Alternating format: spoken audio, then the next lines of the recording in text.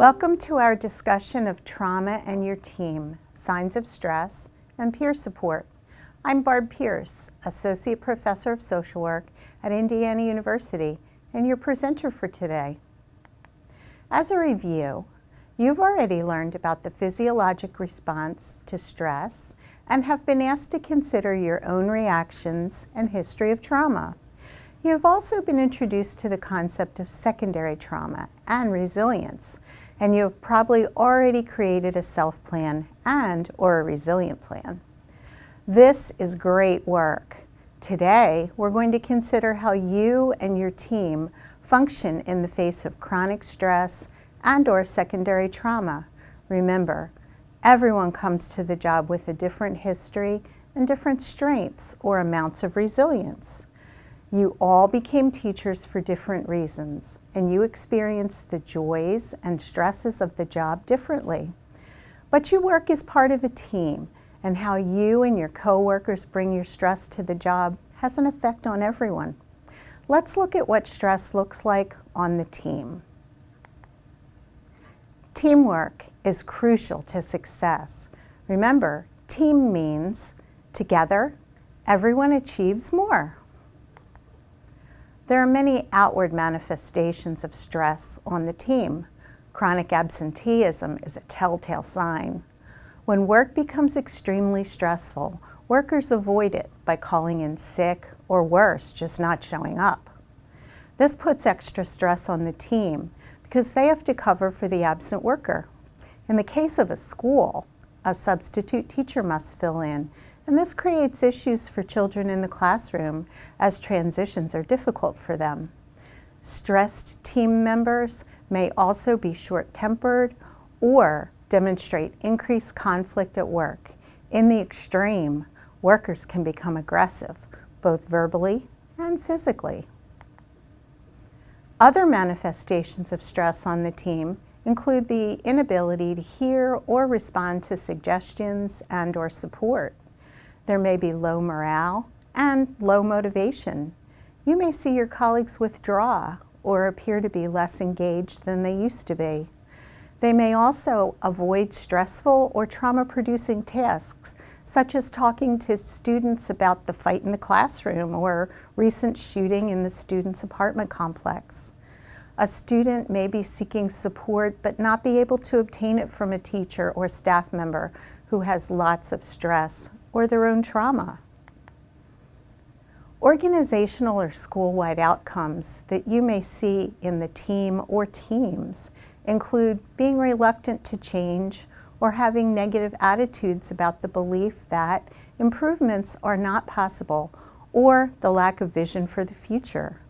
What is behind this is the lack of flexible thinking patterns as people dig into their old ways of thinking because they do not have the energy for new ways of thinking or acting.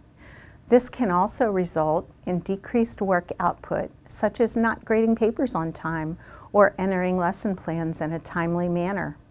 As stress increases, it tends to show in communication patterns. Staff may begin to say negative things about students or parents.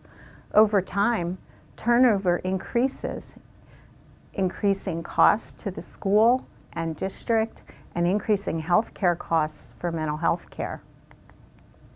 Once negativity and stress take hold within an organization, such as a school or even an entire district, it spreads like the flu, increasing turnover and increasing the trend of teachers and school staff leaving their professions to do other jobs, resulting in millions of dollars in lost training costs and fine, well-trained teachers and staff in the classroom working with students.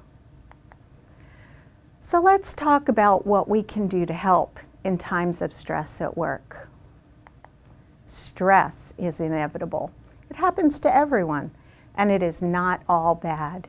Stress, as you may have learned, helps you get through difficult times and can propel you to success. But when stress gets too high, or when it is the result of trauma or secondary trauma, it can be difficult to deal with, but it doesn't have to be. My first tip for you is to take your temperature, your stress temperature, and teach your team how to do it also. Make it a habit to identify where you are on the scale and what it feels like in your body when your stress level rises. When stress gets too high, we begin to feel our heart rates increasing, and we may start to breathe more heavily. You may get pink in your cheeks or feel tightness in your stomach. As stress levels rise, you risk overreacting, losing focus, and even losing control. This doesn't just happen to our students, and it can happen to the best of us. This is a good trick to teach the team, so you have a shorthand way of figuring out how stressed you and your coworkers are. Secondary resilience is the idea that people who face lots of stress on the job can actually gain a sense of resilience. By learning to think differently about situations, such as looking for strengths and positives, people can learn to stem the trauma and stress on the job.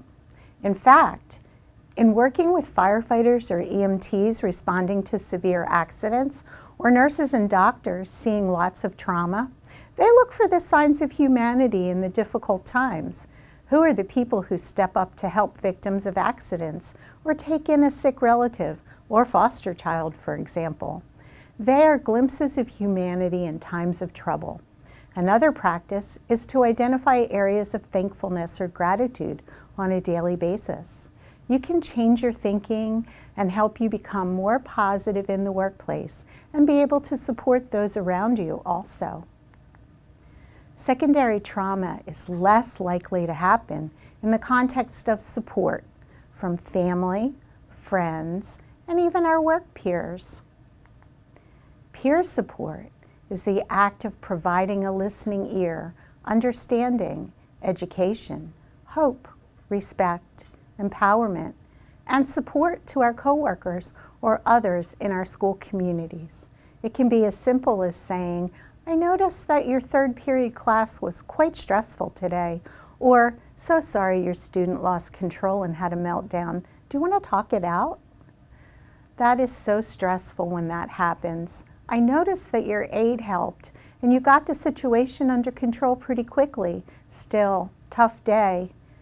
Here for you.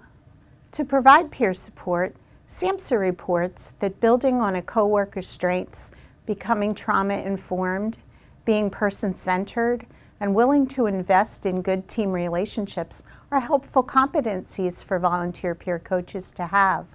We will be talking more about this in our sessions. Thanks for participating today.